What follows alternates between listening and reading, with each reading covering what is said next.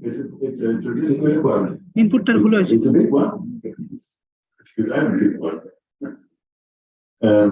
It's a traditional Bengali request. It's very low. এটা কি হলো Any further questions?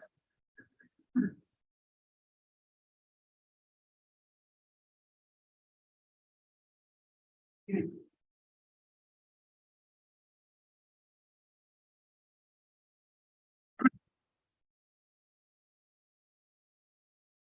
audio is a bit irritating. এবার দেখো তো, এবার দেখো তো। My echo.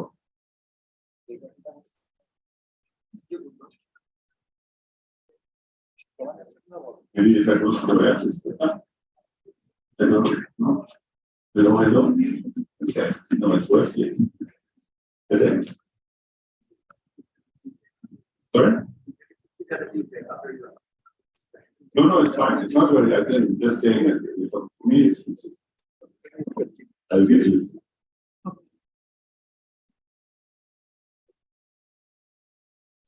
সাউন্ড চলে গেছে সাউন্ড না সাউন্ড চলছে Yeah, perfect. It's fixed? Yeah, fixed. Or it still doesn't work and you can.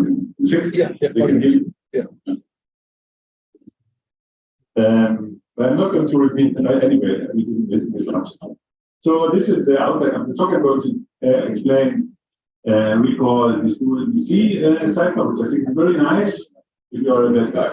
So it's a very nice design if you want to wiretap on people. And then I'm going to explain this malicious framework, and it was presented some years ago, and now our update, which we call malicious 2.0 maybe. And then I'm going to talk about GA1 in the last part.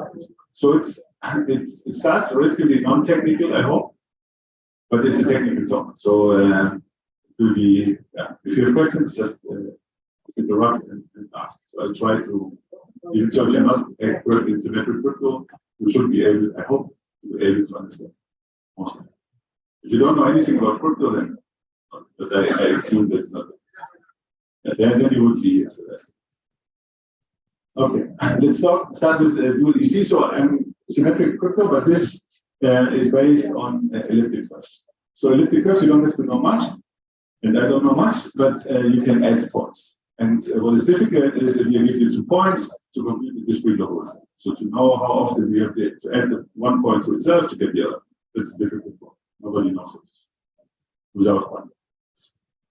And so now we're going to use this, or NSA use this, and to construct a backdoor stream cipher, which is a random number generator. Why is it a very good idea to backdoor a random number generator?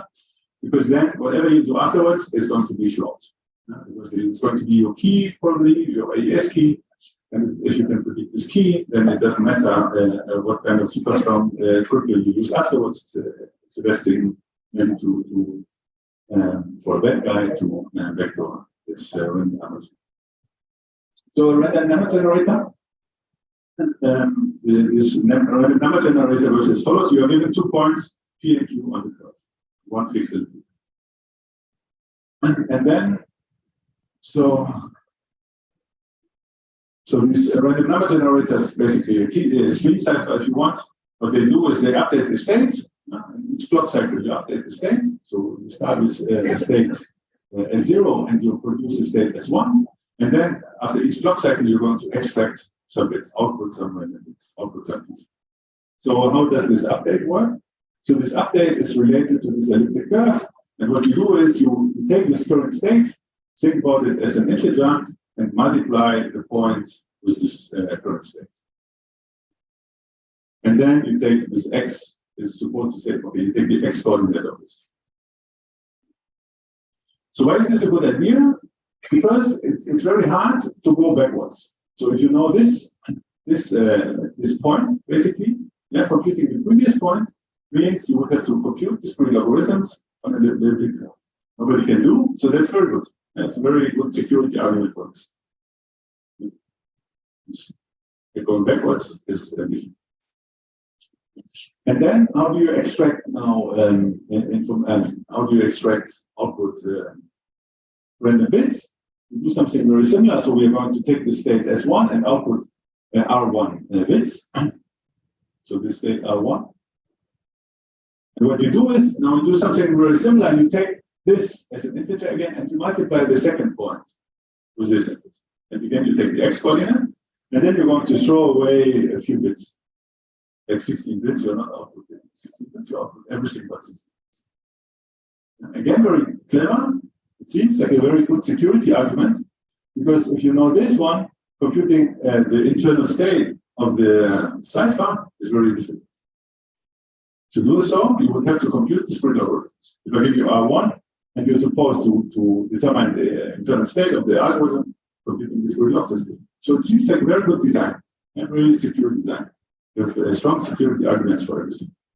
But there's one important point where it's a very bad design, and you should certainly not use it, is that if so you continue like this, you do next step, and continue like this, output more and more and more. You can continue like this. So this is how it works.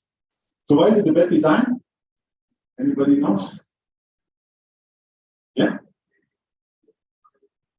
So P and Q, if the answer is if P and Q are related, for sure they are related. So in most elliptic curves, you can think of this as a cyclic group. So for sure.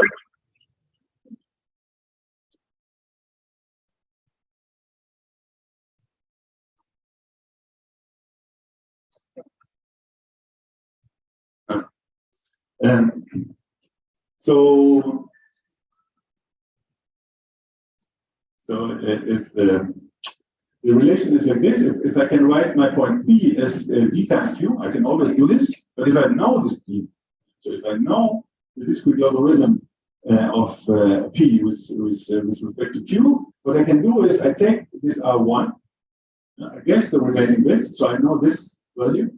And then I know up to 1 bit, basically I know this point as 1 times Q. So I learn this point as 1 times Q. And then if I multiply this point as 1 times Q times D, what I get is as 1 times Q. So I get as 1 times Q, because it's commutative, and then I get as 1 times P. But as 1 times P is nothing less than this. So if I know the discrete logarithm of one point with respect to the other, I can easily compute the next internal state. But just looking at one output. So that's super good. And it's a very good vector. So how do you vector? So of course, if you design the curve, it's very easy to construct, to know this D. So you choose Q and you choose D randomly and output. So that's, and why is it a very good vector? Because it's a good vector, and because you know nobody will be able to use it except you. Because in order to use it, you then have to compute the discrete logarithm system. So from NSA's perspective, very good thing. So there are also, from a non-bad guy perspective, there are good things. Say positive things. What is positive is this is very, very slow. Nobody would ever use such a random number generator. And so it's a very bad design. It's not efficient. And also the output is biased. If you look at what we want is that we want this to be looking like a random number generator and like a random sequence of random bits, and it doesn't. So there's a bias. Not a very strong one, but there's a bias. So there are many good reasons not to use this. And if you want, it shows that doing a backward cipher which looks innocent and good and efficient seems not possible. Nobody knows it. So I think backward is something. And as we'll say later, maybe there's a reason that kind of public key stuff has to pop up in such a design. So this was calling this dual BC. I think it's very, very nice. Okay, so now let's talk about vectors and the way we are going to look at. So I'm not going to make it very precise. I'm not going to define exactly what I want. So you can look at this malicious paper from 2020, where they defined all kinds of notions for vectors. So for example, what we want undetectability. So nobody should be able to find the vector. You want untraceability. That means you don't want that somebody will know that the vector was used. So even if somebody uses the vector, you should be able to tell that this happened. And predictability means that if you know the vector, then you're able to efficiently break the system. So it doesn't help if you have a vector at AES, and if you know the vector, so if you don't know the vector, maybe the complexity is 2 to the 128, and if you know the vector is 2 to the 80, it's not a good vector. So predictability means it's a bad break. Knowing the vector is really wrong. Practically fine. So, and informally, and I'll make this a bit more concrete later, if you achieve all of this, you basically get it. And I have some challenge, I think very complicated, but a nice research challenge that I encourage everybody to work on. If it's not for your PhD, because, you might fail. But so it's something to think about. Okay, so and mainly in this talk, I'm going to focus on block ciphers. And sometimes tweakable block ciphers, most of the time it's tweakable block ciphers. So this is a block cipher taking a key as an input, a message, and a tweet. And the output is cipher. And so you don't have to remember all this. So the intuition, I want something which looks innocent, as good as possible, and which I can easily break with a vector that nobody can find. That's what you're going to try. So here's all you need to know about symmetric crypto. You need to know what the block cipher is. You need to know this feisty concept. Actually not. No, I don't know why I wrote it there. So you don't need to know what the feisty concept is. You need to know AES a bit. So otherwise it's going to be complicated to follow part of that. And what you should know is anything that is special breaks the cipher. Because I'm not going to explain you exactly how to do a key recovery with the vectors we do. But believe me, if you don't know that if I find anything which is not random looking, I'll be able to use this for key recovery. Okay, and maybe you should know this substitution permutation network because we want to look at the variant of this. So I have a key, which maybe has a key scheduling or not, in this case not, and I'm going to XOR the key after every round, and every round splits into parts. So I have a linear mapping, which you can think of as a binary matrix that you multiply.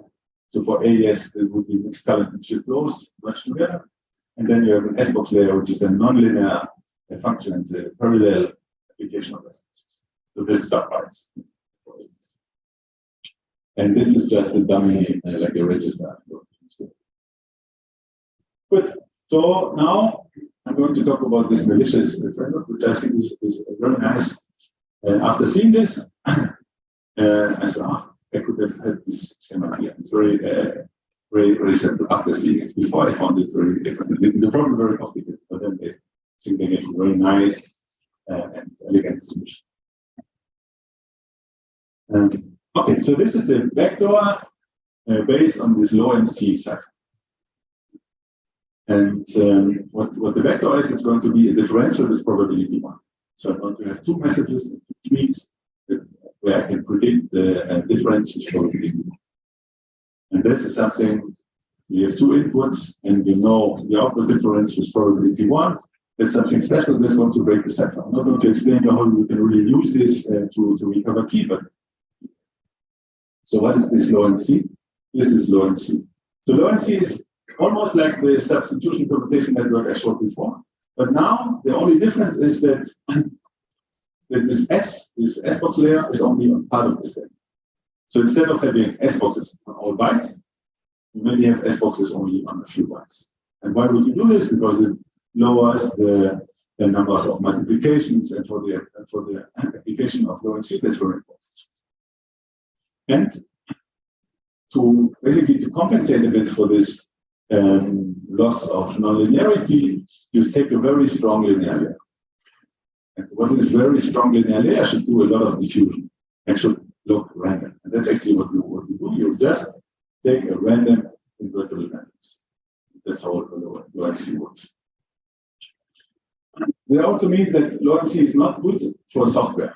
If you want to implement this in software, it's going to kill you because you have to multiply with this random looking matrix, and that's very expensive. And probably if you're done with multiplying with this matrix, you're already done with AES by far. So it's not good in many situations. But in the situation it was used to, it's very nice. Okay.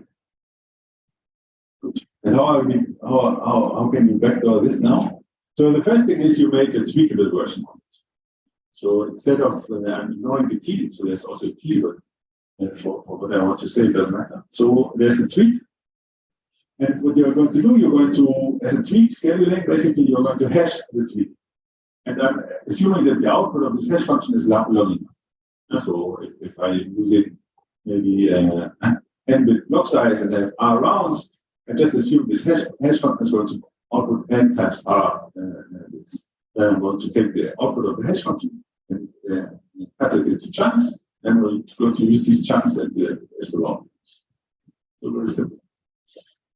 And then my message, and the same as the rest is resolution. And now I want to build a vector. So what I do is I fix two, as the designer of the vector, I'm going to choose two random tweaks, T1 and T2, two random tweaks, T1 and T2. So I know them. Then I'm going to hash them. And this means I know all the wrong tweaks. And also, I can look at the difference of these two tweaks. So what is the difference of these two wrong tweaks? I call this delta 0. I know this. And I can compute this for every round, so that I can also do this for the next one, for the delta. So, and then what I further do, I take a random one message, and then I'm going to compute the difference of this message. But because I take the same message first, the difference is 0. So also write 0 here. But in order to be consistent with what's going to happen, I'm just going to say, okay, I know the difference here in the delta pass if you want, and I know the difference in the T. The statement. So I know this difference here before L1. And now L1 I can choose as I want. That's the big advantage in Doris. I can choose L1 as I want. No more specific requirements. So I'm going to choose L1 such that the sum of these differences ends up in something which is, I don't care what here, and 0 here. So why is it a good idea? Because then I know I start with these two tweaks, with this one message, and I get the state in these two different states, but they are the same here in this lower part, and something. And because they are the same here, they're going to be the same here as well. So I get a 0 here, meaning I get a 0 after the S-box layer. So the difference is 0 is probability 1, meaning I know with probability 1 this difference. And now I can continue. I know this one also, and I'm going to choose 2 such that the same thing. And again, continue with this for as long as I can. So very nice. And the good thing is, if you want to, I now give you the design, I'm going to give you these matrices and the S-box and everything, and the hash function. You will not be able to find T1 and T2. Because finding T1 and T2 basically means you have to find pre-images in the hash function. And this is the difficult. What also happens is that if somebody uses the vector, you will be able to tell. If you make a list of all the tweaks that have been used, then you can compute the difference of the tweaks. You see, okay, this probability 1 gives you, it gives you differences of this form, so you know the vectors. So this untraceability is not fulfilled. So while this design is very nice,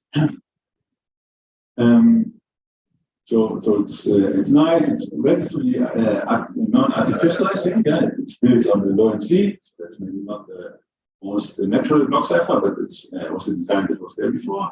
So it's not very artificial. But on the other hand, so it requires a lot of freedom. And as I said, low MC design is not natural. So it would be nice to maybe rather base some vector like this on AES. And for this, we thought about doing the sweetness not based on differentials, but on invariant subspaces.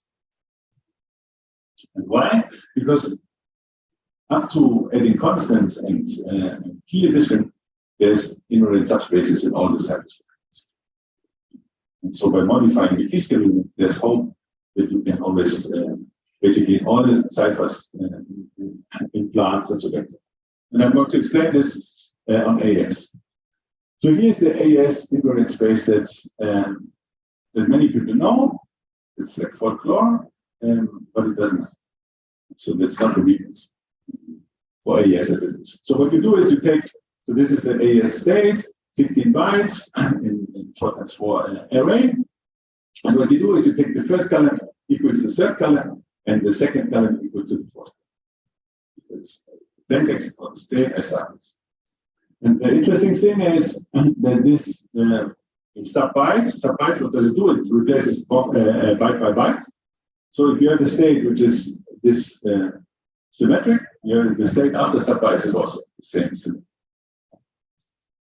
And then what's the next operation? Is shift rows. Shift rows also keeps the symmetry. So this is still the same as this. And the second column is still the same as the last column. So it still has this. And now next columns will stay the same, and will keep the same symmetry because it works on columns. So if this column is equal to this column, then after this column is symmetry.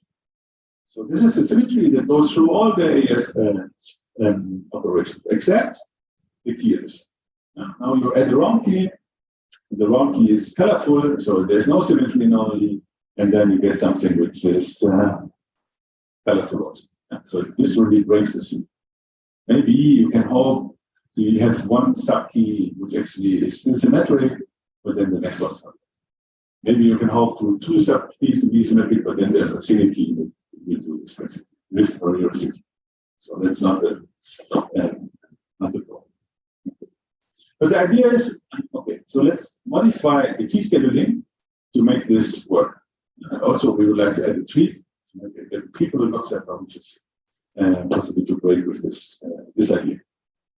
Okay, so we do modification 1 is we want to define, and I'm actually not going to define, but it's not difficult to define a key scheduling which only outputs symmetric round keys. So that means the entropy of each round key is going to be only 64 bits, but it's not a problem.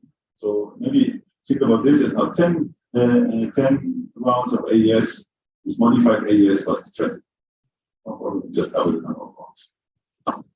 So now the round keys are also like this. It's the first column equal to the third column, and the second equal to the fourth column. So all the round keys are like this. Okay, that's the first modification.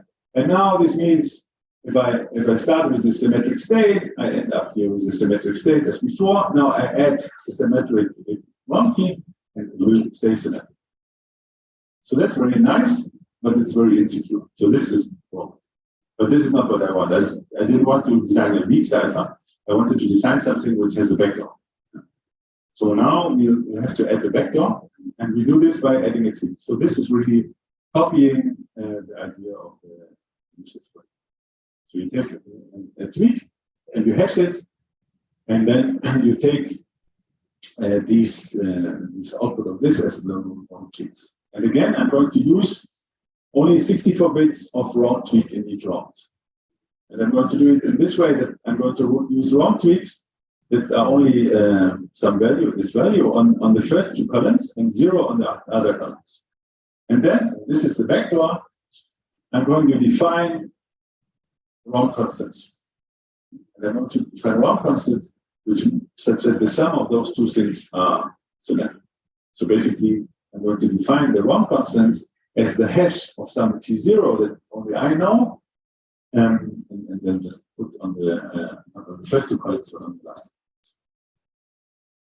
Okay, so how does this modified cipher works now?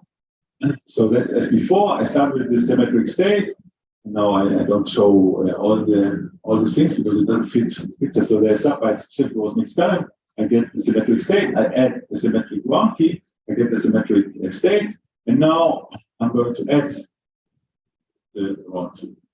And if I use the tweak T0, I get something which is symmetric. And then I get something which is symmetric all the way. So this is symmetric. And in the next round, we do the same thing. I get it in such ways that we break this. But now what happens if you don't know T0?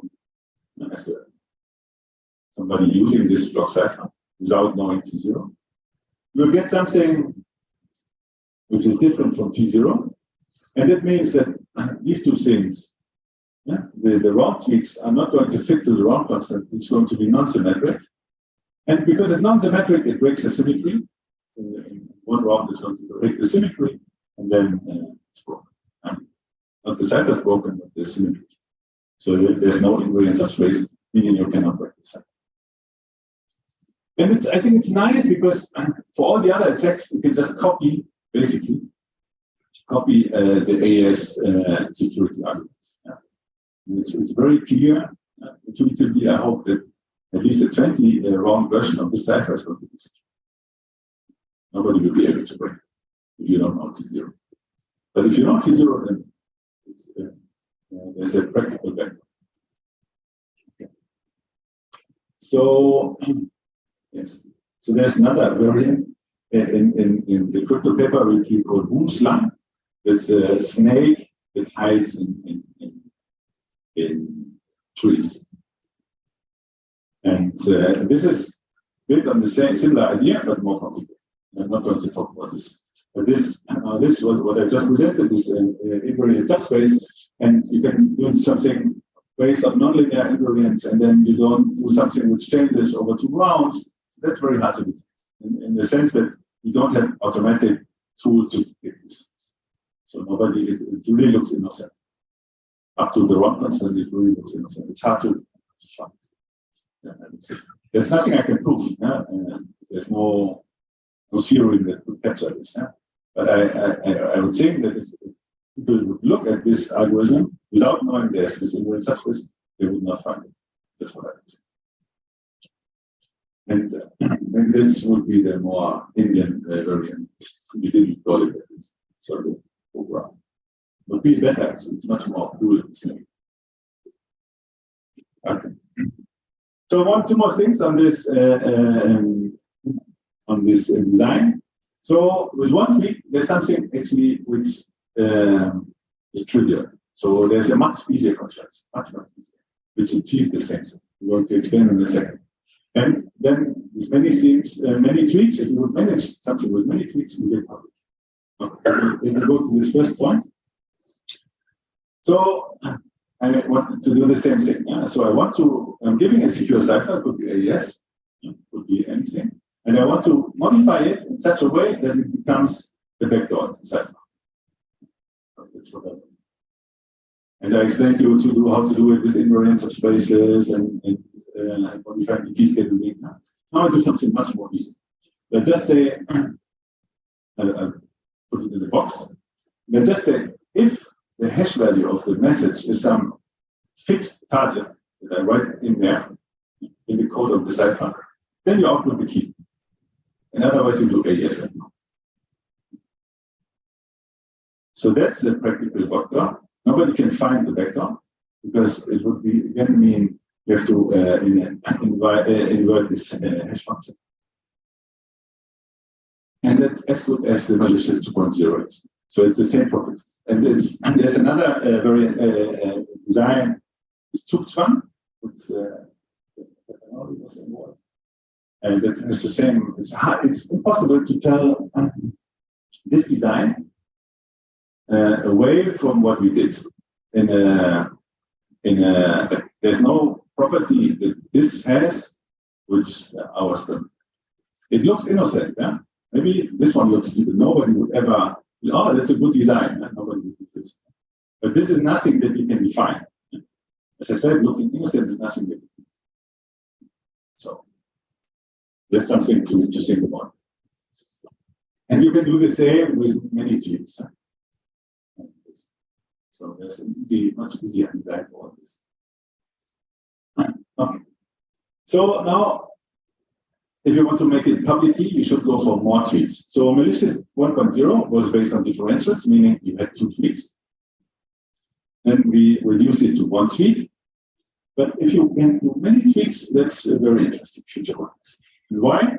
Because here is how you would do this, turn this into a public key scheme. So what you do is, assume we have this scheme, which needs m tweaks to activate the vector. So given m tweaks, the encryption of a message with m tweaks, with these specific m tweaks, I will be able to break the message or recover the key. Let's say recover the key. And if I have only m-1 of these tweaks, they all look random. even if I look at the encryption and what happens, they all look random. I cannot tell them apart from only after looking at all M of them, I can see, this is the vector. So if I have this, then my secret key is going to be these M vector tweaks. And the public key is going to be more tweaks containing these vector tweaks. So I'm going to hide the vector tweaks, let's say 50 vector tweaks. I'm going to hide them in 100 tweaks. I don't tell you which one. Of the ones of these 100 are there. Okay, and then encryption works as follows. You take the message, take a random you as a sender, you choose a random key, and then you compute this, you encrypt the message with all these 100 tweets, and you send it. And as knowing the secret key, I can, out of these 100 ciphertexts, I use the 50 ones that fit to the vector, and I can use those 50 to activate the vector, computing the key. Giving the key, I can compute. So that's very nice. It will give you a public key based on science. So if you're able to do this, then let me know. I would be interested in how you do. I have no idea how to. So I thought about different attacks, and I'm happy to discuss. Okay. So and why is it? Oh, yeah, maybe I hope it's clear. So if I give you 100 elements, and you have to find the 50 ones, which make activate the vector, that's wrong. It's 100 over 50. So.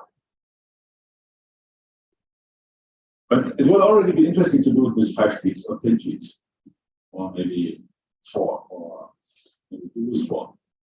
Start with it. Okay. So much on these frameworks. And now I'm going to talk about GA1.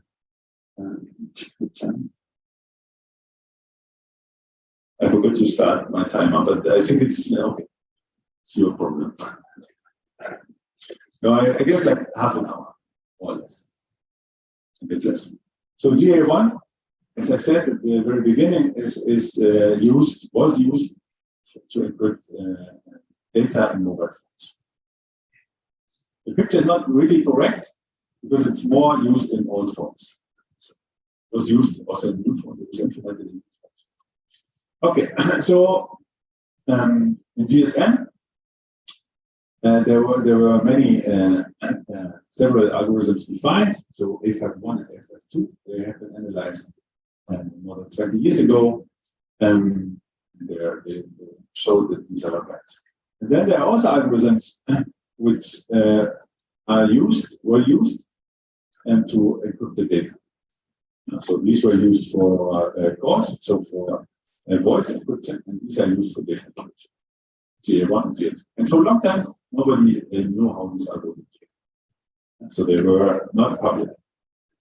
Okay, and by now, there's Kazumi and variants based off Kazumi that are used, and also AES. And so now everything should be good. Until very recently it was. Okay, so these are designed in the early 20s by this Etsy Sage group.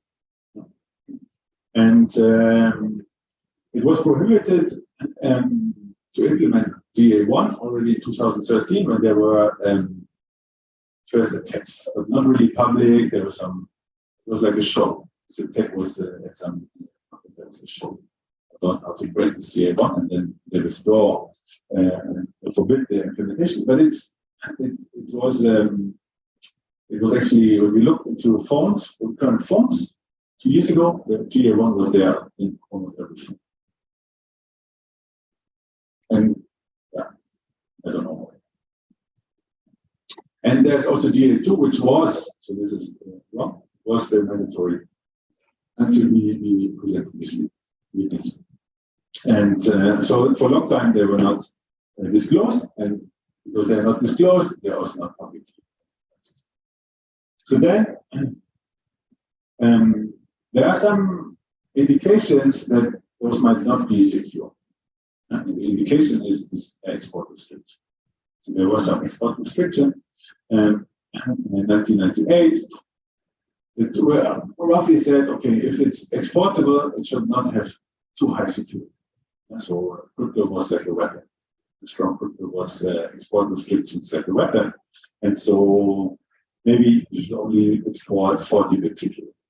So maybe that's the main reason why there's a weakness to make it possible to export the phones.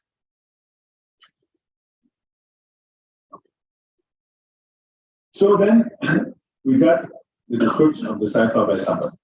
Then we could start to analyze how the cipher looks. And it's very classical design, so up to some minor details. So what happens is, so this is the stream cipher, it's a stream cipher.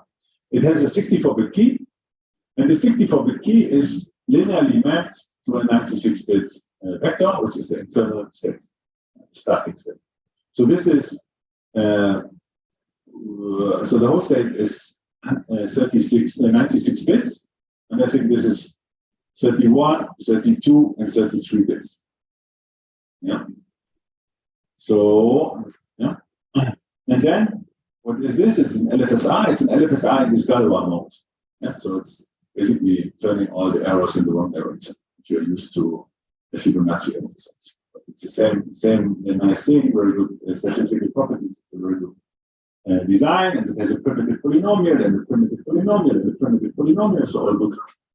And then what you do is you clock with LFSRs. In each clock cycle, you extract 7 bits out of each, and you put it in a nonlinear function. And this nonlinear function is a good nonlinear function.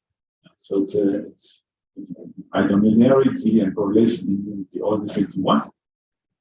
And then you get these AI, BI, CI values, 1 bit at a time, and this the key stream is the XOR of the string. That's how the cycle works. And so if you look at it, it looks good. So, but there's one thing about this linear mapping. It takes the key and V and outputs this 96 bits. So what happens is that the joint state of this register A and C, which in total is 64 bits, only takes 2 to the 40 different values. And so if you run through all possible keys, this does not run through 2 to the 64 possible values, as it could, but only 2 to the 40. Yeah. Okay. And this immediately gives you an attack. Because what you do is, you're going to pre-compute all possible values here. You're going to make a table with all 2 to the 32 values here. And then you're going to produce a few hundred output bits of these BIs. You store this in the table. And this is done. Now, in an online phase, you get key string. And then you're going to run through all possible 2 to the 40 joint states of A and C. And for each guess of this 2 to the 40, you know AI, you know CI. Yeah? That means given the key string, given your guess for CI, given your guess for AI, you can compute the BI and just check in your table if you find the corresponding entry. And if you find the corresponding entry, you know everything. So this gives you an attack with memory complexity 2 to the 32 times a little bit, and with running time 2 to the 40. So that's very efficient. And we implemented it, there's no surprise. So the big question is, how did this 2 to the 40 happen? And why is it only 40 bits of entropy in the joint state of index? So this is the same thing in more detail. And you can improve this a bit, and it's nice. So what you really want is to have something that has low data complexity. So it's very easy to break this cipher if you don't restrict the data complexity. Any such cipher. Why? Because these are LFSRs, and this is a Boolean function which has limited degree. I forgot what the degree is, maybe 6. Maybe less, I don't know. Yeah, no, 4. I think the degree is 4. Yes. The degree is 4. So you can always do algebraic attacks. You can always do linearization. If you have enough data, you can always do linearization. But you don't have this unlimited data. So in practical context, after 1,200 bytes, 16,000 bits, there's a new frame and basically a new key. Yeah? So you really have to break it with limited amount. And now this attack is nice from an attacker's point of view, because you get away with, if you optimize the stuff, you get away with like 70 bits of known key string. And that's not a lot, because there's always going to be some header. Yeah? We are encrypting data. So there's going to be some header, which has some structure, and this gives you immediately enough known key string, even if you don't know anything about it. So it's really a ciphertext only. So it's very practical. So the question is this: was it just unlucky? Yeah? Maybe there was just bad luck. They choose these LFSRs, they did everything correct, they choose primitive polynomials, and then by bad luck, they ended up with losing 24 bits of entry. Could be. Yeah? So we checked. No, it was not. I mean, I don't think anybody is so unlucky. So what happens for the plot here is, so we did 1 million tries, meaning we did 1 million times. We picked pairs of LFSRs of dimension 30 degrees, 33, and 31, and computed the same, replacing this, replacing the only thing we replace is these LFSRs by the ones we took. And then what I depict here is the entropy loss. So it starts with 5, yeah, and then more. So in roughly 1,000 out of this 1 billion times, there was 5 bits of entropy loss. And I'm not plotting all the others from 0 to 4, because then this would not be visible. Yeah? So most of them is here. This is really huge. And then, like in 1 out of 1 million cases, we observed 9 bits of entropy loss. So that's already very unlikely to get this. And then GA1 is here. Yeah? So if you extrapolate how this looks like, so the probability of getting this is like 2 to the minus 50, 2 to the minus 40 something. Doesn't matter. Yeah? Impossible. It doesn't matter. So that means the conclusion of this picture is that this was an intentional weakness. So somebody did this on purpose. And then the question is how? How did you do this? How can you do this? Huh? So because what you cannot do, and there's also the picture tells you, you cannot just take random LFSRs and hope that you get your backlog. It's have to do. Okay. And the rest of the talk is about explaining how you do this, how potentially they did it. So we don't know how they did it, but this is one way people do it, and it looks very much likely that this is the way you do it. So now it becomes technical. So if you already think it was technical so far, then I'm sorry, it's going to get worse. But the good thing is it's not too long.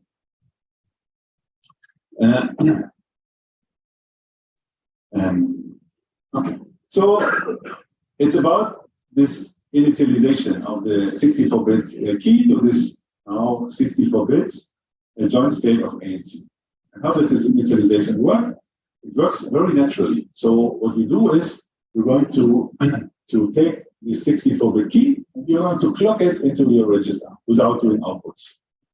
So we're going to do 64-bit clocks, 64 clocks to clock this register, to clock this this key inside your register. That's what you would do anyway. There's one small difference is that this is register A and this is register C. So here you start with the first bit is the first bit of the key that you input, and then you take the second bit of the key, and so on. And here you don't start with the first bit, but you start with bit number 32, and then bit number 33, and then you want to after bit 63, you want to take bit S0 and so on. So you take all of them, but you take them rotated one. Oh, so that looks actually nice. So what we want if you want to design this vector now, you want a small image of this linear mapping. So it's linear mapping, and you want that the image is only 2 to the 40. So a 40-dimensional subspace. It's a linear mapping, so everything is subspace. The image is a subspace. And now this is a mapping taking 64 bits and outputting 64 bits. And if you want this linear mapping to have image of size 2 to the 40, of dimension 40, that means you need a kernel of dimension 24. So you need 2 to the 24 elements to be mapped to 0. And now I'm going to focus on this. So I want to have a linear mapping that maps many initial states to 0. I want to ensure this. Okay. And so now I'm going to look at okay, this is basically what I just said. So there's this rotation in the way we feed in the bits. And this will make a big difference at the end. So this is basically the background. Very innocent looking. So now I'm going to rewrite everything as polynomials. So what I do is, instead of thinking about this as a 64-bit bit string, I'm going to think about this as a polynomial of degree 63. Yeah, but just writing these bits as a coefficient of my polynomial. So I have a polynomial of dimension 63. And I don't know if I'll show this. No. But now, what happens basically, if you think about the way this initialization works, like putting in one bit after the time, yeah, what it basically does is it computes this polynomial modulo the characteristic polynomial of the LFS. So if you don't, hopefully some of you have the right intuition. Not then you just believe. Yeah? This is how reducing modulo polynomials basically works. Right? Depending if this bit is 1 or not, you're going to add the characteristic polynomial. That's completely modulo. So that means also we want a large kernel, so we want many states to be mapped to 0. Yeah? And now being mapped to 0 means the state has to be divisible as a polynomial to be divisible by the characteristic polynomial of the LFSR. So that's a much nicer way of saying things. So I want to find a state such that this polynomial is divisible by the characteristic polynomial of the LFSR. Then it's back to 0. Exactly that. And then only. So now, if I would not have shifts, yeah, let's assume I have this situation where I'm not shifting the bits. Yeah? That's not how DA1 works. Let's look at this one first. Yeah? And let's look at how many states would be mapped to 0. What is the dimension of the kernel in this situation? Okay, so this is the link. So I want that the state, the polynomial, is divisible by the characteristic polynomial. And now I want it to be 0 in both LFSRs. Right? So I want the joint kernel to be 0. So I want it to be 0 in the first LFSR and 0 in the second LFSR. Which means it has to be divisible by the characteristic polynomial of the first LFSR, and it has to be divisible by the characteristic polynomial of the second LFSR at the same time. Both has to. And now these are of different dimensions and they are primitive, so they are irreducible. And this means if I have some polynomial which is divisible by both of them, it has to be divisible by the product.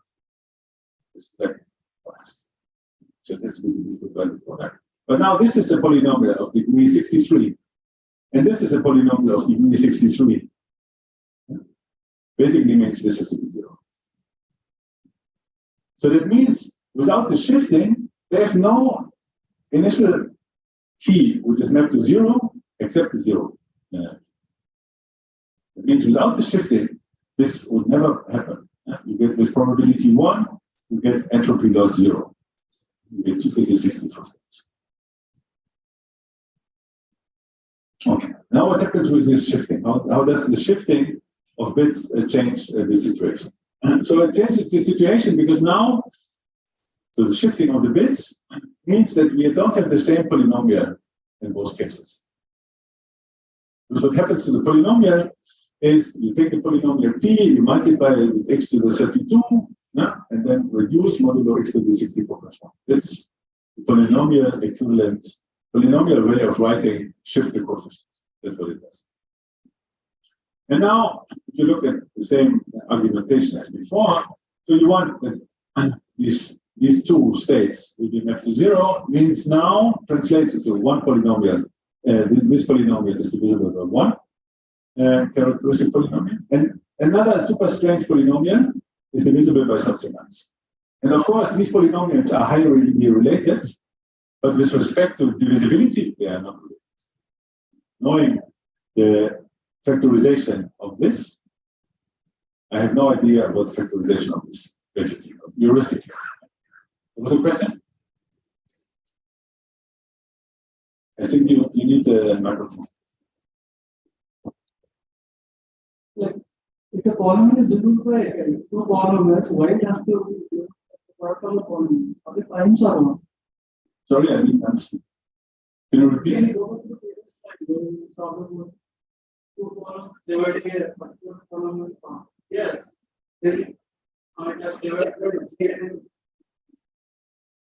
Right?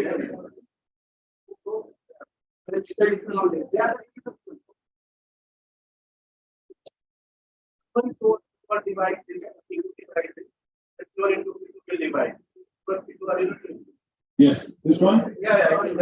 This? This was a question? Why? Because these are two, they are irreducible. GA and GC are irreducible. Because if you have an LFSR, which is good, then you take a primitive polynomial, and primitive implies irreducible. So they are irreducible, and they are of different degree. So that's the reason. Yeah. That was it. Yeah, thanks. Oh, 6. Okay. So that means with the shifting, suddenly at least this argument breaks. So now it's possible. It seems possible to get the smaller dimension of the image, to get the larger dimension of the image. It seems possible now. Without this one, with the shifting, it could work. So now we're still not done. Yeah? So now the question is how to find. Still, the question is how to find these polynomials and the LFSRs. Yeah? And now the idea is we turn the construction around. Instead of starting with two LFSRs and hoping that they have a large kernel, we're going to start with an element in the kernel and find the two LFSRs which map this element in the kernel. And that's the only idea. So how do you do this? Just take your polynomial of degree 64 and you're going to look at the factorization of this. And at the same time, you're going to look at the factorization of this shifted polynomial.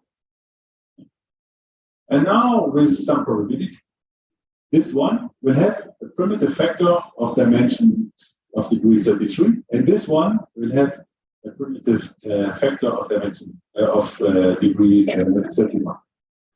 And if so, these two factors define your LFSRs. And this is not too unlikely because primitive polynomials are not rare. So taking a random polynomial, there's a high chance, there's a good chance it's primitive. So for the concrete parameters of GA1, assuming independence of the factorization of this one and this one, you get that maybe you have to repeat this process 1,000 times. And then you have a good probability of finding this. So that's easily feasible. Still not enough. Because now I only ensure that there's a one-dimensional kernel.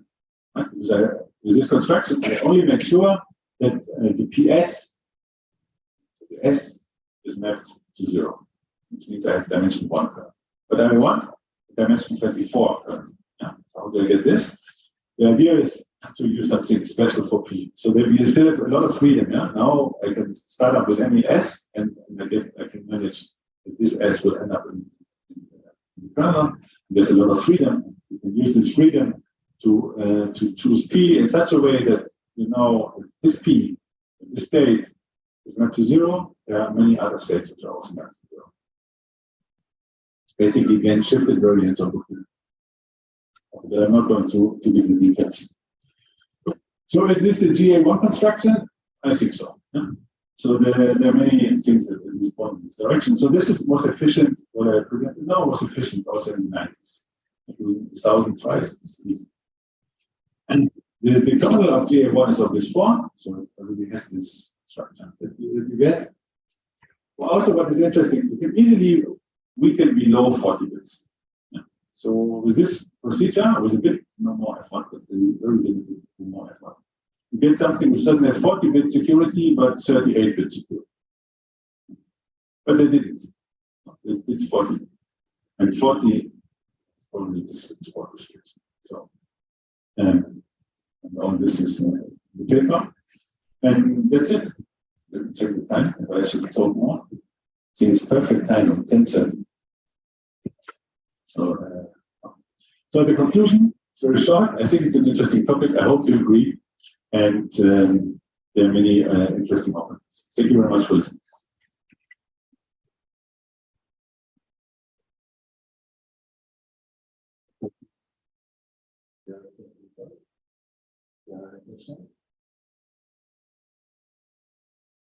Very good question. I have two questions. First question is related to the building a bike door. Yes. Suppose you are building a bike door using the invariant. Yes. And building the bike door using the lookup table. Which one will be easier? What do you mean with building using lookup table? Like your S box in BL, S box in BL, I can treat it as a lookup table or constant table. Someone build the bike door using those tables. Detecting may be more difficult than the bike door built on the invariant.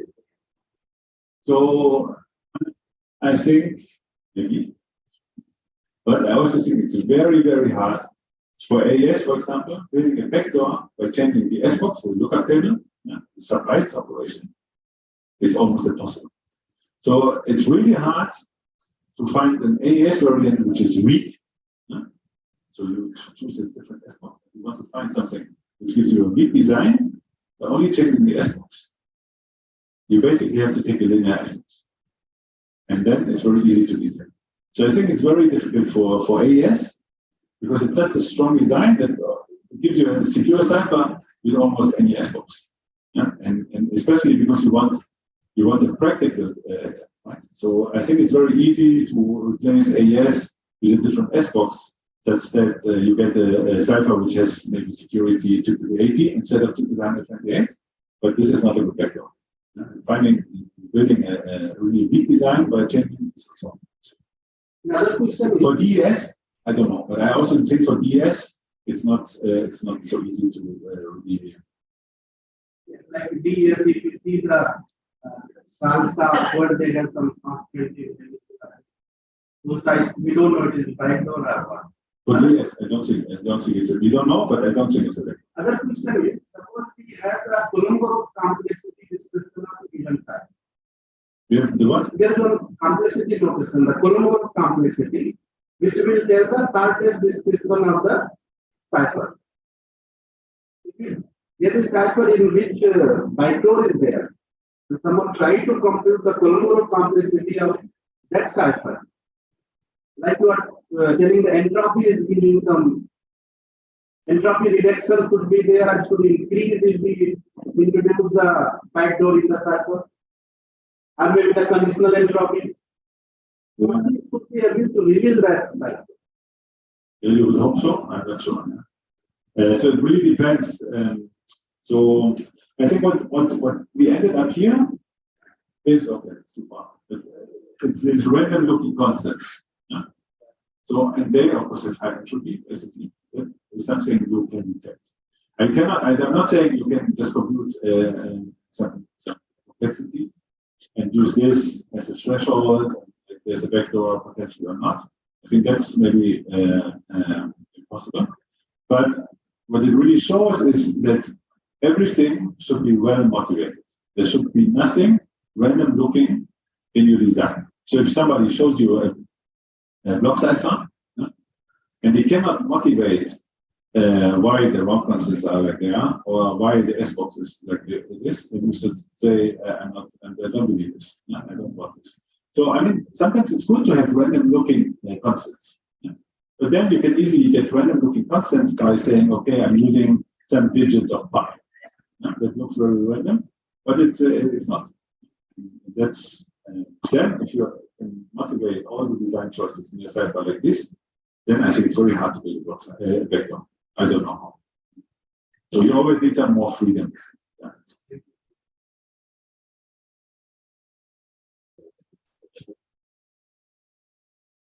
Here we talk about GAD.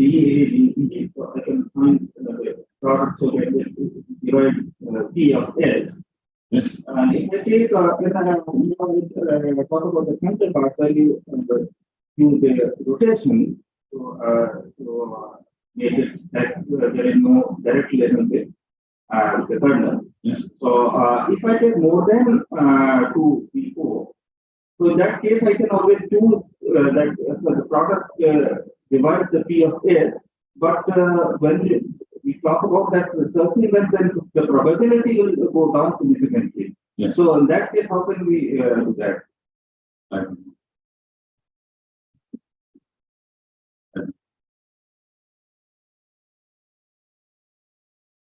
Very good question. There is a question there.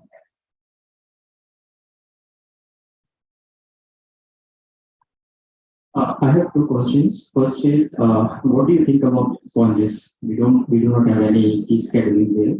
So that's first. Second is about AES malicious.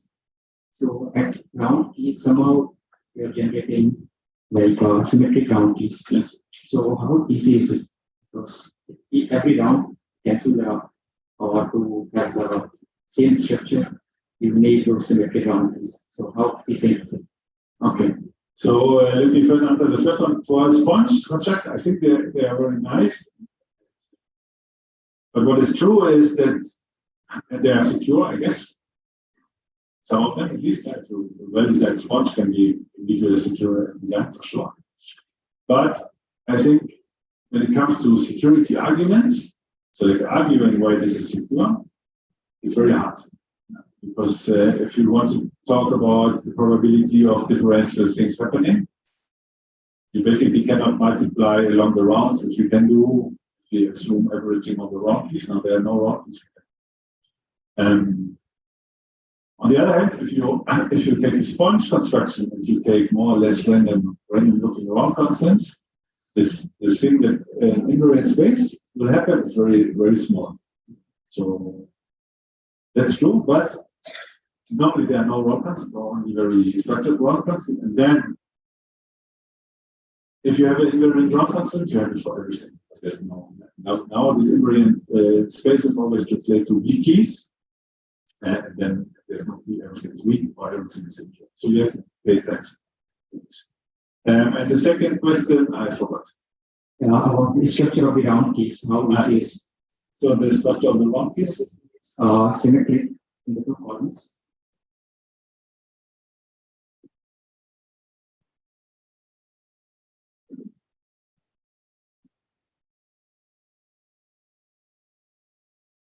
this one. Yeah, you're asking about this. I mean, like how easy is it? Let's say a key schedule, why don't you like in every round the same sort of structure? So it's very easy, I think. Yeah, you just say, okay, you have some way to construct round keys, and you say, actually, I'm going to use these 128-bit states. I'm going to use only half of it, and I'm just going to copy. So that's you write down an algorithm which does this. Yeah. There are many ways to do it in an efficient way. Okay, thank you.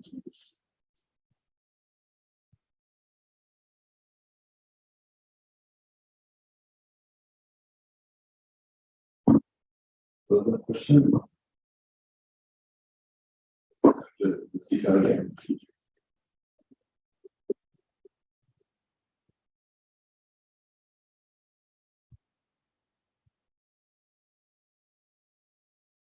So Rose said that we have a round also during the banquet. So whoever wants to present something, just 5 minutes presentation, just tell it there and the title of your talk. Then you get so they can leave it back home. Just send an email there. Okay, by end of the run session tomorrow at the banquet.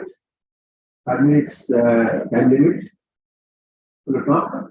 Then the title of your talk.